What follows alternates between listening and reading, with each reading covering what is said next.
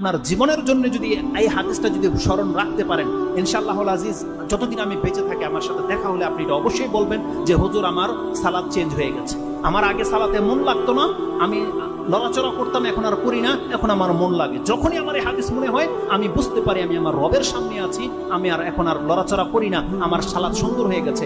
যে কোনো ব্যক্তি সালাতকে সুন্দর করতে চান তাহলে তাকে এই হাদিসটা মুখস্থ রাখতে হবে। যে হাদিসটা ইমাম বুখারী রাহিমাহুল্লাহ তারা দুইটি অধ্যায় এনেছেন, ৮ নম্বর অধ্যায় এবং ১০ নম্বর অধ্যায়, দুইটা অধ্যায়ে পাবেন। ৮ নম্বর অধ্যায় সালাতের অধ্যায়, তাতে আপনি ৪০৫, ৪০৩, ৪, ৫, ৬, ৭, ৮, ৯, ১০, ১৭ পর্যন্ত একটা হাদিসই পাবেন। এবং আপনি সেটা ১০ নম্বর অধ্যায় কিতাবুল আযানের মধ্যে পাবেন, হাদিস হচ্ছে ৭৫৩। এবং ইমাম মুসলিম রাহিমাহুল্লাহ তিনিও তার কিতাবুল মসজিদ ৫ নম্বর অধ্যায়ে উল্লেখ করেছেন ৩১১০, মানে ১১১০ নম্বর এই হাদিসটা পাবেন। আনাস রাদিয়াল্লাহু তাআলা তিনি বলছেন আন্না রাসূলুল্লাহ সাল্লাল্লাহু আলাইহি ওয়াসাল্লাম রাআ নুখামাতান ফিল কিবলাতি, রাসূলুল্লাহ সাল্লাল্লাহু আলাইহি ওয়াসাল্লাম একদিন কিবলার পাশে নাক ফোঁটা, কেউ হয়তো থুতু ফেলেছে বা নাকের ময়লা ফেলেছে, কিবলার দেয়ালের মধ্যে লেগে আছে, এটা রাসূল সাল্লাল্লাহু আলাইহি ওয়াসাল্লাম দেখতে পেয়েছে। ফাশাক্কা যালিকা আলাইহি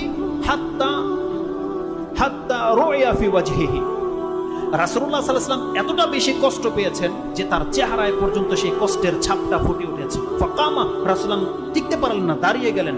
ফাহাক্কাহু বিয়াদিহি, নিজের হাতে সেই কাশফোঁটা পরিষ্কার করেছে রাসূলুল্লাহ সাল্লাল্লাহু আলাইহি ওয়াসাল্লাম। মসজিদ এমন একটা জায়গা, আপনার মতো টাইলসের মসজিদ রাসূল সাল্লাল্লাহু আলাইহি ওয়াসাল্লামের ছিল না, খেজুর পাতার ছিল, কিন্তু কিবলার সামনে মসজিদের খেজুর পাতার মধ্যে নাক ফোঁটা পড়ে আছে। মুহাম্মদুর রাসূলুল্লাহ সাল্লাল্লাহু আলাইহি ওয়াসাল্লাম তার বরকতের হাত দিয়ে নিজের হাতে সেই ময়লা পরিষ্কার করছে, কারণ সে জানে আল্লাহর সন্তুষ্টি অসন্তুষ্টি কিসে রয়েছে, সে জানে। কারণ রাসূল সাল্লাল্লাহু আলাইহি ওয়াসাল্লাম বলছেন আমার সামনে সৎ কাজগুলো এবং পাপ কাজগুলো খুলে দেওয়া হয়েছে, আমি দেখতে পেলাম সেখানে সৎ কাজের মধ্যে এটাও লেখা আছে যে মসজিদ থেকে একটা কষ্টদায়ক বস্তু ফেলে দেওয়া, এটা সৎ কাজের লিস্টের মধ্যে আল্লাহ লিখে দিয়েছে।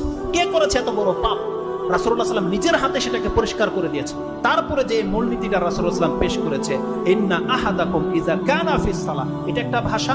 ইন্না আহাদাকুম ইযা কামা ফিস সালাহ, এটা একটা ভাষা। রাসূলুল্লাহ সাল্লাল্লাহু আলাইহি ওয়াসাল্লাম বলেছেন যখন কোনো ব্যক্তি তোমাদের মধ্যে নামাজে থাকে অথবা নামাজে দাঁড়ায় যায়, ইন্না আহাদাকুম ইযা কামা ফিস সালাহ ফাইন্নাহু ইউনাজি রাব্বাহ, সে তার রবের সাথে এখন মুনাজাতে লিপ্ত, সে তার রবের সাথে এখন মুনাজাতে লিপ্ত। যতক্ষণ পর্যন্ত সে সালাতে থাকে সে আল্লাহর সাথে কথা বলছে সরাসরি। আর আল্লাহ সুবহানাহু ওয়া তাআলা নবীদের সাথে কথা বলেছে ওহী মারফত। রাসূলুল্লাহ সাল্লাল্লাহু আলাইহি ওয়াসাল্লাম বলছেন ইউনাজি রাব্বাহ, সে তার রবের সাথে ডাইরেক্ট কথা বলছে, চুপি চুপি কথা বলছে, যেটা কেউ জানে না, একমাত্র তার সে জানে, তার রব জানে।